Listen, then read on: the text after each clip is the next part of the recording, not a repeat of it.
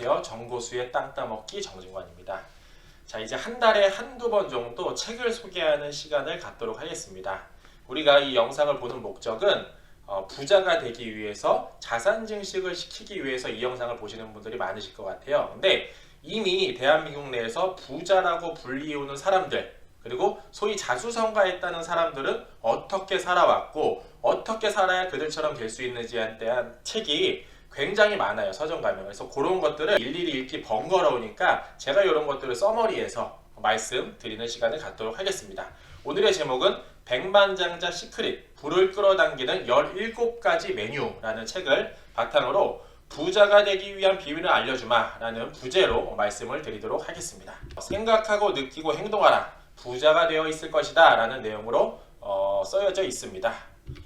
그래서 이 책을 쓴 사람은 하브 에이커라고 해서 굉장히 좀 훈남 같이 생겼고요. 연세가 좀 있어서 그런지 팔자주름도 좀 깊게 펴져 있는 모습을 보이고 계십니다.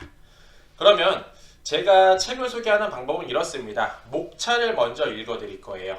왜냐면은 그 두꺼운 책 내용에 함축되어 있는 것이 목차이기 때문에 목차를 쭉 한번 읽어봐 드리고 목차의 내용을 바탕으로 중요한 내용들, 중심된 내용들만 추려가지고 제 생각과 더불어서 말씀을 드리도록 하겠습니다. 먼저 목차의 내용은 이렇습니다. 내 인생의 부는 내가 만든다. 부자는 부를 목표로 한다. 부를 꿈꾸고 헌신하는 사람만이 부자가 될 수 있다. 크게 생각하는 사람이 크게 이룬다. 행동하는 것이 행동하지 않는 것보다 낫다. 부자를 긍정하라. 긍정의 에너지를 가진 사람들을 가까이 하라. 긍정 에너지를 높여라. 자신과 자신의 가치를 알려야 한다. 어떤 어려움이 닥쳐도 그보다 강해져라. 나는 충분히 받을 만한 가치가 있다. 시간이 아닌 결과에 따라 보상을 받아라. 둘 다 가질 수는 없다. 이거 항상 저희 전무님께서 자주 말씀하시는 부분이고요. 진정한 부의 척도는 순자산이다. 적은 돈부터 관리해라. 투자하는 습관을 들여라. 돈이 나를 위해 일하게 하라. 투자를 생활화하라. 두려움에도 불구하고 행동을 시작하라. 최고의 보상을 받으려면 최고가 되어라. 라는 내용으로 쭉 지금까지 목차를 읽어드렸고요. 여기서 파란 글자로 나와 있는 것들을 중심으로 제가 설명을 드리도록 하겠습니다. 먼저 행동하는 것이 행동하지 않는 것보다 낫다라는 내용의 책 제목을 바탕으로 내용을 함추려 보면 이렇게 나와요. 행동에는 반드시 3가지 조건이 필요하다고 합니다. 첫 번째, 버티는 힘, 근성이라고 하고요. 두 번째, 핑계가 없어야 된다고 이야기하고요. 마지막으로 감사하는 마음이 있어야 된다라고 내용이 적혀져 있어요. 이 내용을 보면 이렇습니다. 먼저 행동을 하려면은 시작을 해야 되고, 시작을 하면은 이거를 오랫동안 끌고 갈 수 있는 힘, 근성이 필요하다라고 이야기를 하고요. 이 근성 있게 행동하다 보면은 어려운 상황이 나타나기 마련인데, 이때 2가지 행동이 같이 더불어서 나타날 적에 이 근성은 오래 갈 수 있다라고 이야기를 해요. 첫 번째, 핑계를 대지 말아야 됩니다. 자, 어려운 일에 봉착을 하고 살다가 힘든 일이 나타나면은 반드시 사람은 핑계라는 걸 찾게 돼 있어요. 주변의 환경이 어렵다, 가족이 어렵다, 나는 학벌이 낮아서 그렇다, 외모가 못생겨서 그렇다 등등 여러 가지 핑계를 나타내는데, 이때 반드시 뒤에 쫓아가 줘야 되는 거, 이 힘든 핑계를 이길 수 있는 힘은 감사하는 마음에서 나온다라고 이야기하고 있어요. 그래서 나는 얼굴이 못생겼지만 이래 해서 나는 감사하다. 나는 학벌이 낮지만 이러한 면에서 뛰어나다라고 감사하는 마음을 찾고 행동하다 보면은 좋은 결과를 맺을 수 있다라고 저자는 이야기하고 있습니다. 두 번째, 긍정 에너지를 높여라. 그래서 성공하려면 자신의 에너지를 높여야 합니다. 그러면은 자연히 사람들은 당신에게 끌릴 것이고, 그들이 오면은 원하는 청구서를 내밀라라는 내용이 나와 있어요. 다시 한번 읽어드립니다. 너가 성공하고 싶으면은 에너지를 높여라. 그러면은 자연히 사람들이 너에게 끌려올 것이고, 그들이 나를 찾게 되면은 내가 원하는 청구서를 내밀라. 그러면은 부로 빨리 갈 수 있을 것이다 라고 이야기를 합니다. 그래서 뒷장에 에너지가 뭔지에 대해서 조금 설명을 해놨어요. 에너지란 물체가 가지고 있는 일을 할 수 있는 능력 또는 물리계가 일을 얼마나 많이 할 수 있는지를 정략적으로 나타낸 것을 의미를 합니다. 제가 여기서 사진 한 장을 준비했어요. 바로 주전자 물 끓는 사진인데 이게 무엇을 뜻하냐, 주전자가 물이 끓기 전에는 100도가 되기 전까지는 수증기도 안 나고 어떠한 소리도 안 나고 움직임이 나지 않아요.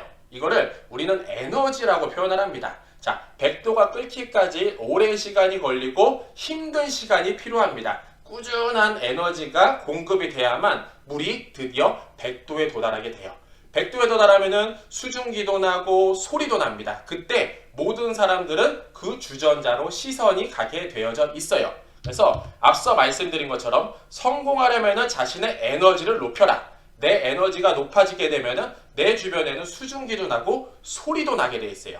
이 소리를 주변 사람들은 자연스럽게 듣게 되고요. 내 입소문이 자연스럽게 그들로부터 내 이름, 내 행동, 내 말투 모든 것들이 많은 사람들에게 전파되게 되어져 있다. 그래서 내 에너지를 높여라 라는, 긍정의 에너지를 높여라 라는 내용이 나와 있고요. 자신의 가치를 알려라 라는 내용도 나와 있어요. 근데 여기에서 말하는 거는 열심히 하는 것도 중요하다. 근데 문제는 알려야 되고 알리는데도 추가적으로 충분한 열정이 필요하다 라고 이야기를 하고 있습니다. 제가 군대에서 배운 것 중에 하나가 상급자에게 보고를 할 때, 제가 육군 대위로 전역을 했습니다. 그래서 상급자에게 보고를 할 때도 에너지가 필요해요. 이게 무슨 말이냐, 내가 바쁜 일정에도 불구하고 그 짧은 시간을 내서 상급자에게 보고를 하라고 하죠. 그러면 더 큰 문제는 상급자는 내가 바쁜 것보다 더 바쁘다. 하루에 처리할 업무량이 훨씬 더 많다라는 거예요. 그때 그 많은, 예를 들어서 100가지 업무를 한다라고 가정을 해봤을 때 이 100가지 업무 중에 내 한 가지 업무를 상급자의 머릿속에 심어줘야 돼요. 그때에는 반드시 내 에너지를 가지고 내가 하고 있는 일을 함축적으로 알릴 필요가 있습니다. 이때 임팩트라는 게 필요하게 돼요. 상급자 머리에는 얘가 지금 이러이러한 일을 하고 있구나.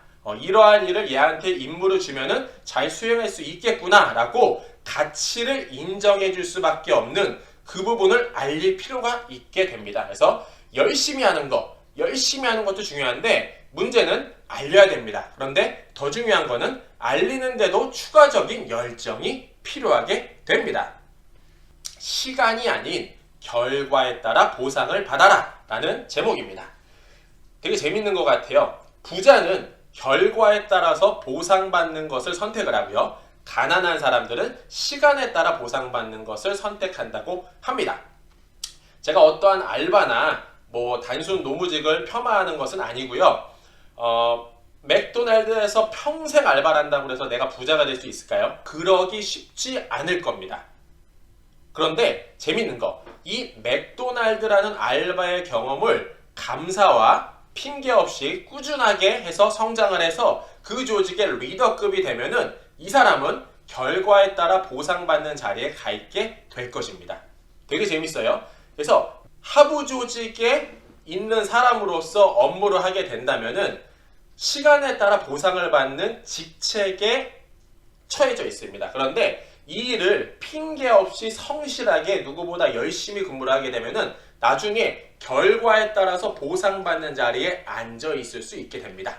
그런데 밑에 제가 X업이 돈을 많이 받는 이유라고 적어놨어요. 요 X가 뭐냐? 두 개가 있습니다. 첫 번째 창업이고요. 두 번째 영업입니다.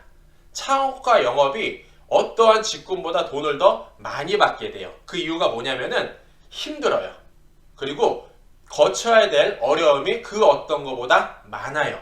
그리고 생각을 많이 하게 되고 누구보다도 부지런히 성실히 열심히 일을 해야 됩니다. 또한 여기에서 핑계를 대게 되면은 이들은 절대 성공할 수 없는 직군 중에 하나예요.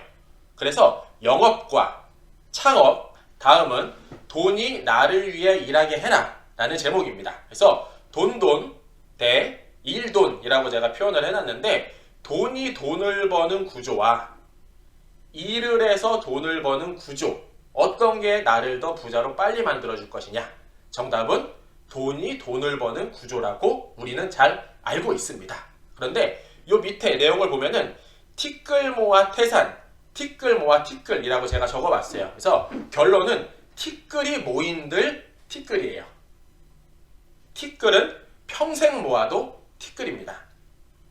그런데 이때 티끌을 정말 성실하게 누구보다 열심히 누구보다 정직하게 열심히 일을 해서 티끌 옆에 제가 가로에 경험이라고 적어놨어요.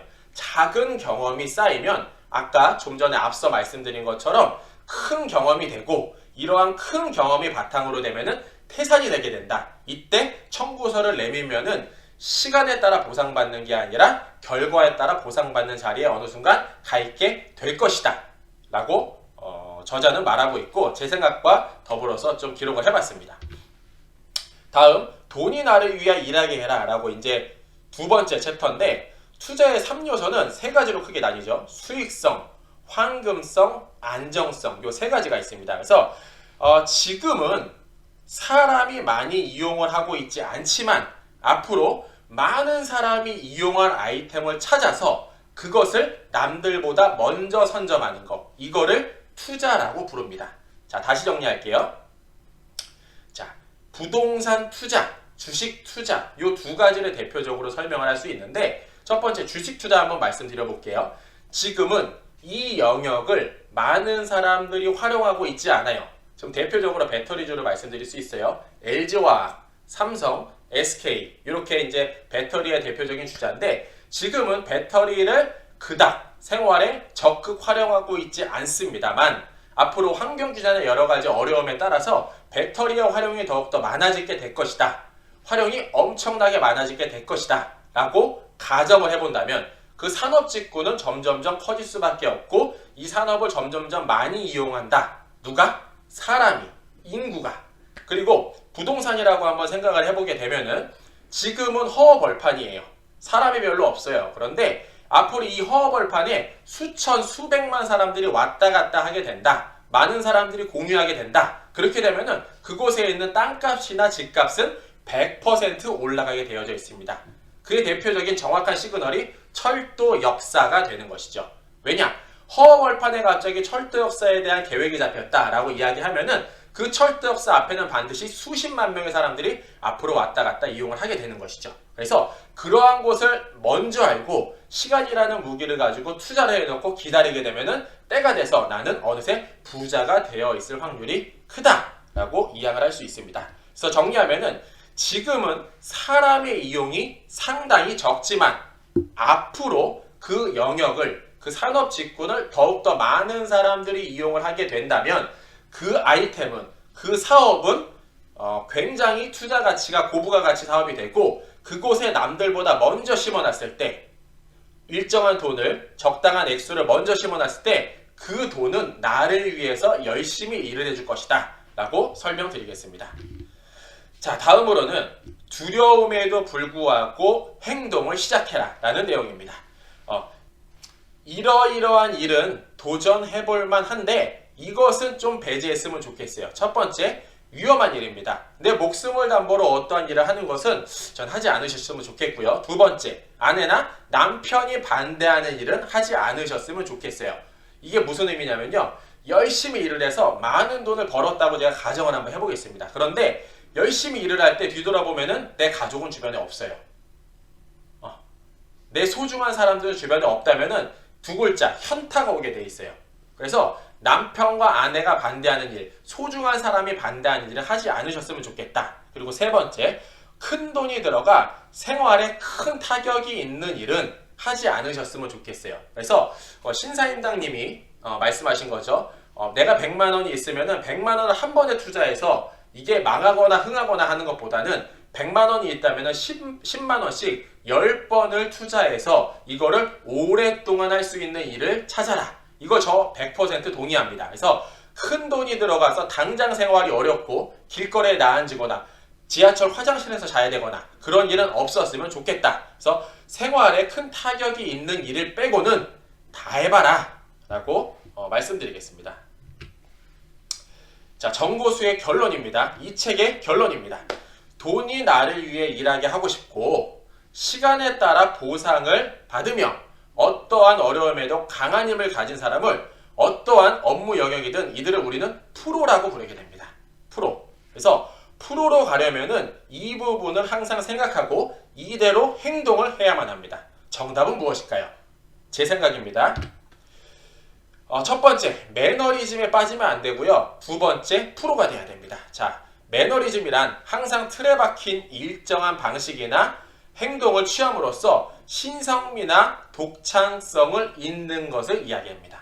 이걸 매너리즘이라고 이야기를 하고요. 프로란 어떠한 일을 전문적으로 하거나 그런 지식이 있는 기술을 가진 사람 또는 직업에 속해져 있는 사람을 프로라고 이야기를 해요. 박지성 선수, 박찬호 선수, 요즘은 손흥민 선수, 김연아 선수, 이들을 우리는 스포츠에서 프로라고 부르고요. 정주영 회장, 이병철 회장, 이건희 회장, 기타 등등 대기업 총수는 경영의 프로라고 이야기를 합니다. 그래서 이러한 프로가 될 때에는 반드시 어려움이 있고 고통이 있고 인내라는 쓴 열매가 있습니다. 그래서 정보수의 생각면 아래 적어놨어요. 요거를 오랜 시간 참고 인내하면 프로로 갈 수 있지 않을까. 자, 이렇습니다. 매일 반복된 일을 매일같이 힘든 일이 반복이 돼요. 이 일을 실수 없이 처리하고 굉장히 중요한 말입니다. 실수가 없어야 돼요. 매일 반복된 일이 실수가 점점 줄어야 돼요. 물론 처음에 실수 없는 사람이 어디 있어요. 근데 실수를 점점 줄여서 이 일이 쌓이고 쌓일 때 실수가 없어져야 되며 더 큰 문제죠. 조금씩 발전을 해야 돼요. 어떤 면에서 내가 지금 하고 있는 이 일에서 내가 지금 이거 몸담고 있는 이 일에서 실수 없이 매일같이 반복된 일을 처리하고 조금씩 발전을 해 나가야 되며 이러한 부분을 지치지 않아야 돼요. 지치지 않고 꾸준히 하되 지치지 않고 꾸준히 하다 보면은 몸이 힘들고 정신이 힘들고 여러 가지 어려움이 닥칩니다. 이때는 반드시 뭐가 찾아온다? 핑계라는 무기가 나를 찾아오게 돼 있어요. 이때 핑계 없이 꾸준하게 하는 사람은 프로가 될 수 있다. 그때 그들이 원하는 청구서를 내밀라. 그러면은 나는 어느새 주변 사람들이 프로라고 부르게 될 것이다 라고 정의할 수 있게 됩니다. 그래서 매일 반복된 일을 실수 없이 처리하고 조금씩 발전해가며 지치지 않고 꾸준히 핑계 없이 하는 사람이 되셨으면 좋겠습니다. 감사합니다. 정부서의 땅따먹기였습니다. 안녕.